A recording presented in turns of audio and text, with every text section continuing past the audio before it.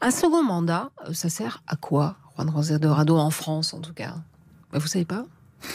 Non, c'est-à-dire que le programme, on l'a déjà donné dans le premier. Si on l'a pas fait, on est condamné à une sorte d'immobilisme. Le problème, c'est qu'on s'est attaqué à des réformes importantes lors du deuxième mandat.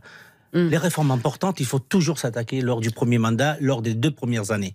Il a essayé de passer une première réforme des retraites en 2017, et puis vous savez ce que... Et heureusement que la pandémie est arrivée, est-ce que vous voulez dire? Non, je ne suis rien de tel, je dis que la pandémie est arrivée. Ce qui est complètement absurde, c'est de l'avoir lancé maintenant, passé en force, quand vous avez encore 4 ans derrière. Parce que vous venez effectivement d'émettre entre parenthèses les 4 ans.